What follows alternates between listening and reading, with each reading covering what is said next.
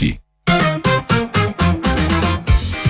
С удоволствие ще отделим последните минути от днешното издание на Преди всички, за да ви поканим на премиера на книга, но преди това акцентите от културния афиш.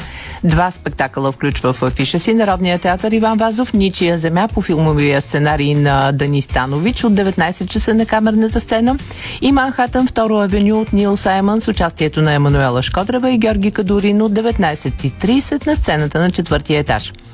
Албена Павлова е звездата в Психо от Джон Ортън от 19:30 на голямата сцена в сатиричния театър. Режисьорът е Николай Младенов.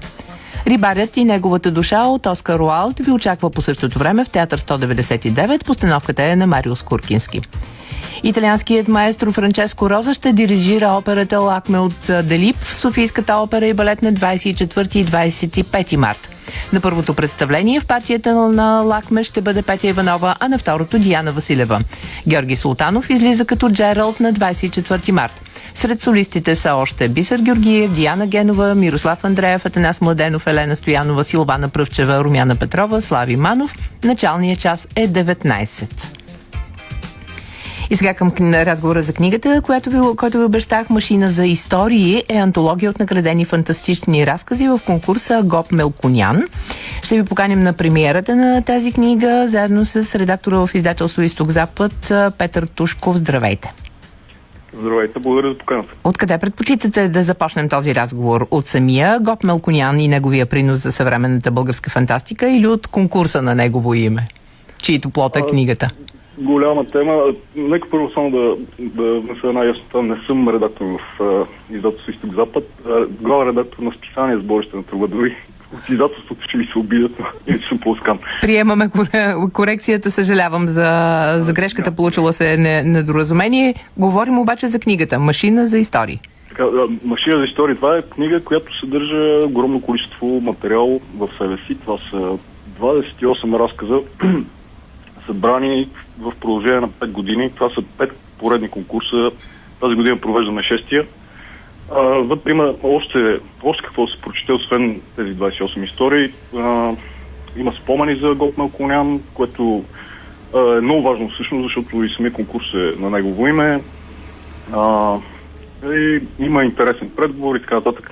Не са пропуснати и десетките хора, повече от около 30 човека, които са работили през тези 5 години за конкурса и в крайна сметка и за самата книга. Прочетох някъде в анонса към премиерата на книгата, че самия конкурс има двойно жури. Почетно и редовно. Да, точно така, защото като младо списание преди 5 години, нашето списание не е толкова младо в интернет смисъла на тази дума, около 8 години вече имаме с гърба си, но самото начало, като че ли ние самите нека си не си вярвахме, че е възможно нещо подобно. То се казва и за самата книга в послеслова от сина на Гоп Мелконян. В тази криза и така нататък, как се прави нещо подобно, и прави се с много благородни усилия и големи жертви. Самата книга се ражда в един момент, в който наистина сме на вододел, 5 годишна история, над 800 получени разказа, има и 30 наградени, те са 28 в самата книга, но имаше и поощрителни награди през годината. Имаме много голям, много широк поглед върху нещата. И така. Впрочем, от тези 28 разказа, които намират място в антологията, какво е съотношението на добре познати и абсолютно непознати за широката публика автори? Това е изключително интересен аспект на тази книга, защото тя има разрез в нея на развитието на българската фантастика и развитието на самия читател, който се превръща в писател на фантастика в нашата най-скорошна история. Така нататък. Съотношението е абсолютно на демократичен принцип, участват всякакви хора. Има и много опитни писатели, които се доказват, вече имат книги. Има и напълно непознати имена, които сега да не се самопохвалим, нали, но сме самочувствали, че сме обърнали внимание на техните усилия. Има и хора, които подозирам, че никога не са имали желанието на страна, но не са имали плановете да се занимават професионално с писане, но са решили да опитат и се оказва, че и им се получава. Двете журите са ги намерили за наистина подходящи, опитни и с бъдеще. Очевидно има... това е много любопитна тема за друг разговор, обаче, защото казахте, има читатели на фантастика, които в един момент решават да се превърнат в писатели. Сега вмятвате за хора, които не са имали намерение, но някак изведнъж започва, прописват.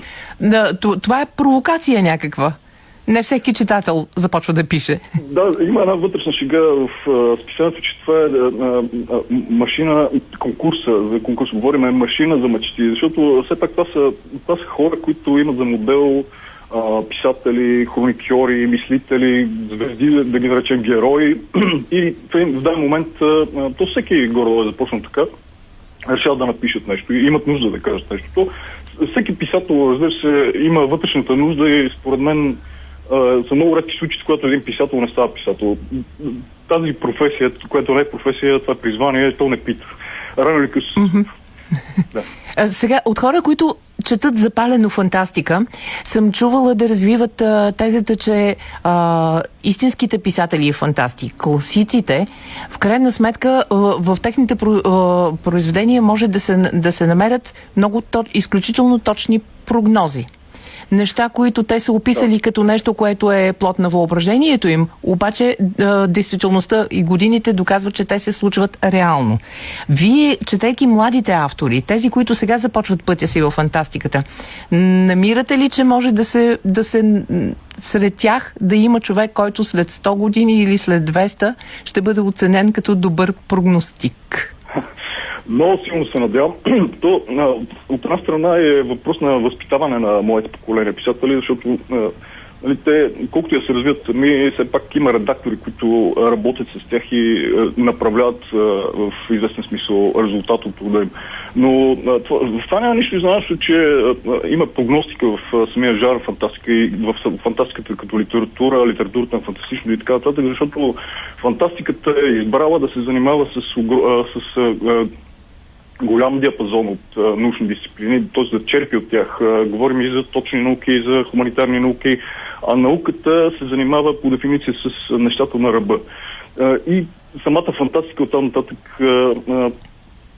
казва много неща, които също не са широко известни и прави заключения на базата на логиката, които с голяма точност е възможно да се случат в бъдещето. Ако сте читатели на фантастика и почитатели на този жанр, тази вечер е вашия момент. Книгата е "Машина за истории". Това е антология от наградени фантастични разкази в конкурса Гоп Мелконян.